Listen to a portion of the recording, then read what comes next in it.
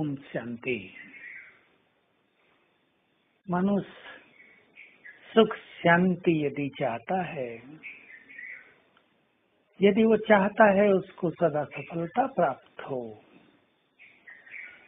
यदि उसे इच्छा है कि वो सर्व सिद्धियों का मालिक बन जाए, तो उसे अपनी मन और बुद्धि को एकाग्र करना होगा। बहुत भटक चुकी है मनुष्य की मन बुद्धि तो इसलिए भटक गई है कि उसमें मनुष्य ने अननेसेसरी चीजें, गंदगी, व्यर्थ बहुत भर लिया है और मन तो बहुत निगेटिव हो गया है। मन तो न जाने क्या क्या सोचता है। मन को मनोविकारों के वश करके मनुष्य ने बहुत भटका दिया है, इसलिए वो अशांति पैदा कर रहा है, मनुष्य को दुख दे रहा है, उसे परेशानियों में डाल रहा है। हमें जो कि राजयोग के मार्ग पर चलने वाले हैं, एकाग्र चित्त होकर बाबा से सर्वस्व प्राप्त कर लेना है। जितने हम उसके स्वरूप पर एकाग्र होंगे, उतनी ही हमें सुंदर अनुभूतियां होंगी, प्राप्तियां होंगी। जितनी हमारे अंदर एकाग्रता होगी, बाबा से उतने ही हमें वरदान मिल जाएंगे और सुख शांति तो बहुत ज्यादा अनुभव होने लगेगी।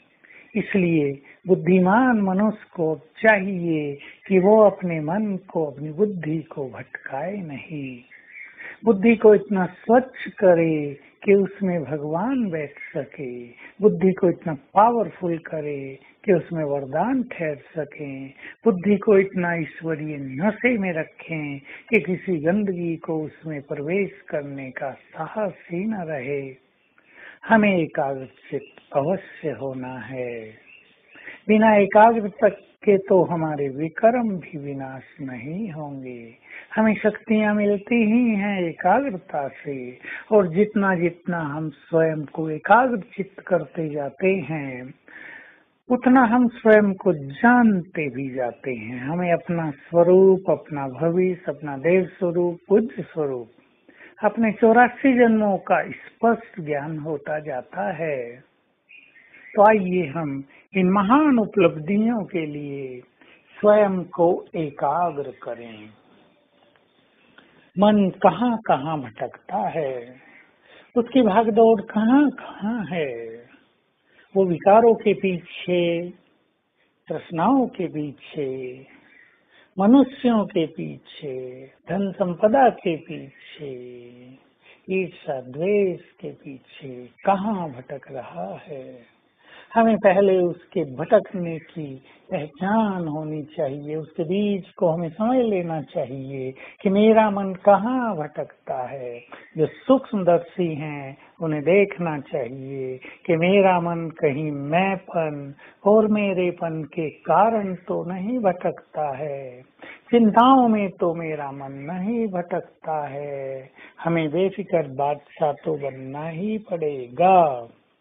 तो आइए हम एकाग्रता की शक्ति को बढ़ाकर इस संसार की महान सेवा करें, क्योंकि आने वाले दिनों में जब इस संसार में हाहाकार होगी और बाबा की और उसके बच्चों की जय जयकार होगी, तब हमें सारे संसार को बहुत कुछ देना होगा। और यदि हम एकाग्रचित होंगे तो हम सर्व खजानों से भरपूर रहेंगे। विनाश काल में स्वयं को जानने के कारण हम अचल अडोल भी रहेंगे और विनाश की घटनाओं का प्रभाव भी हम पर नहीं पड़ेगा। तो हम ध्यान दें, कहीं भटकाए नहीं। यदि हम ऐसी वैसी चीजें देखते रहेंगे, मोबाइल पर ऐसी वैसी बातें करते रहेंगे, ज्यादा बातों में रहेंगे, तो हमारी मन बुद्धि बहुत भटकती रहेगी और हमें सुख नहीं मिलेगा। तो आज हम सारा दिन 2 चीजों पर एकाग्र करेंगे। पहले अपने आत्मिक स्वरूप पर और अपने संपूर्ण फरिश्ते स्वरूप पर। प्रति घंटा एक बार अपने इन दोनों स्वरूप को बहुत अच्छी तरह देखेंगे और एकाग्रता के द्वारा हमें ये वैसे ही दिखाई देंगे जैसे सामने रखी हुई स्थूल वस्तु दिखाई देती है।